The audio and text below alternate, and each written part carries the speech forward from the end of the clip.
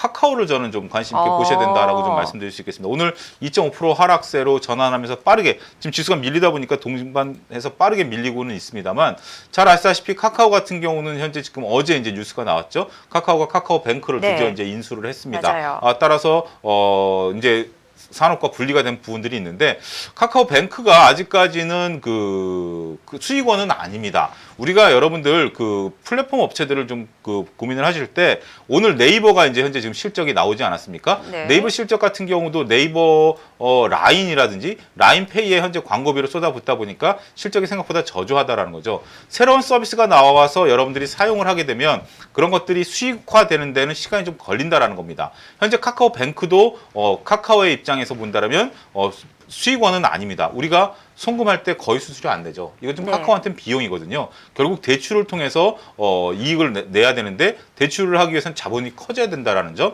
이러한 점들이 또 기업 입장에서 부담으로 작용하고 있기 때문에 현재 지금 카카오가 새롭게 발판을 하기 위한 것들은 카카오 페이지입니다. 카카오 페이지 같은 경우를 이제 IPO를 통해서 상장을 하게 된다면 대거 자금이 유입될 것으로 보여지고요. 그 자금을 가지고 카카오뱅크의 영업력을 확장시킬 가능성이 있고요. 네. 이렇게 된다면 지금은 단기적인 시각으로 접근하기보다는 카카오가 물론 바닥에서 30% 이상 올라왔습니다. 여기서 이제 멈춰서 있는 상황이긴 합니다만 현재 증권가에서는 목표 단가를 대략 한 17만 원 선까지 바라보고 있습니다.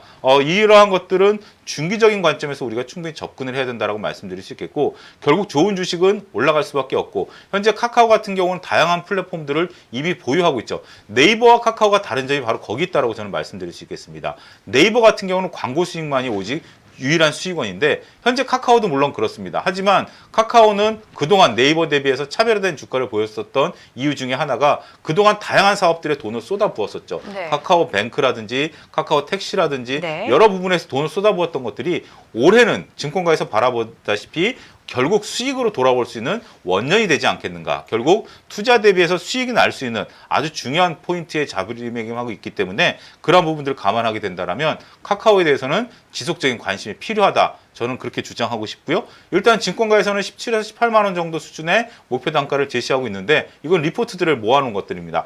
지금 저도 개인적으로 한 17만 원 선까지 충분히 가능하다라고 보여지고 있고 그렇다면 손절은 조금 짧게 잡아가야 되겠죠. 12만 원 선이 깨진다라면 다시 10만 원까지 물론 그렇다고 해서 완전히 무너지는 주식은 아닙니다만 다시 재차 진입을 하더라도 12만 원 선에서 손절을 하는 그런 그 전략을 가지고 접근하는 것이 필요하지 않을까 그렇게 좀 말씀드릴 수 있겠습니다. 또 이런 것도 있네요. 카카오 작년 순이익은 줄었지만 감가상각 효과로 현금 부자다. 그렇습니다. 네, 그게 바로 때. 그런 겁니다. 그 감가상각 효과가 나타났다라는 것들이 과거에 투자했던 것들이 비용으로, 그러니까 기업들이 예를 들어서 1,000억이라는 돈을 쏟아부으면 그게 바로 그 회계년도에 1,000억으로 비용이 들어가는 게 아니라 이거를 회계년도 기간, 예를 들어서 5년이면 5년, 10년이면 10년 동안 비용을 감가상각 비용을 부과하게 되는 거죠. 우리가 EBITDA를 따지는 이유 중에 하나가 감가상각을 제외한 것들을 따지게 된다면 순이익으로 돌아올 수 있기 때문에 그 부분이 결국 카카오의 현금 수익원이 될 수 있다. 결국 EBITDA를 따지게 된다면 카카오는 현금이 늘어나고 이래 늘어난 현금력을 가지고 카카오뱅크를 키울 수 있기 때문에 상당히 우호적인 상황이다. 이렇게 좀 말씀드릴 수 있겠습니다. 그런데요, 요거요. 네이버도 지금 이제 금융 사업에 뛰어들잖아요. 네이버가 하는 금융 사업 어떤 거지? 그러면 너무 이제 경쟁 구도로 가는 건 아닐지. 근데 선점 효과라는 게 상당히 중요합니다.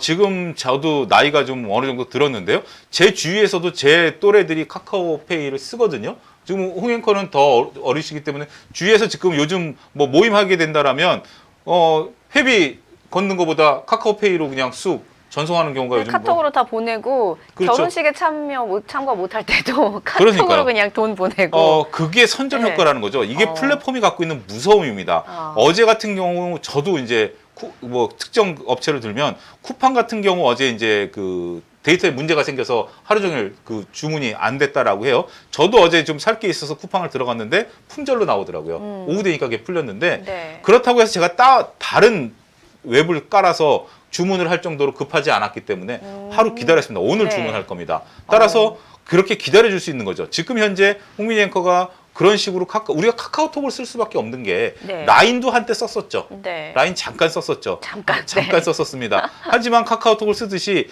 라인도 쓰지 않는데 라인페이를 쓴다? 그거는 제가 볼 때는 어렵다라고 보여집니다. 따라서 그러한 부분들을 감안하게 된다면 네이버가 영업력을 장악하기에는 우리가 그 대신 홈페이지 화면은 거의 다 네이버를 쓰죠. 다음을 안 네네. 쓰죠. 그런 것처럼 홈페이지에서는 네이버를 쓰고 페이에서는 카카오페이를 쓸 가능성이 높다. 네. 저는 그렇게 좀 점치고 싶습니다.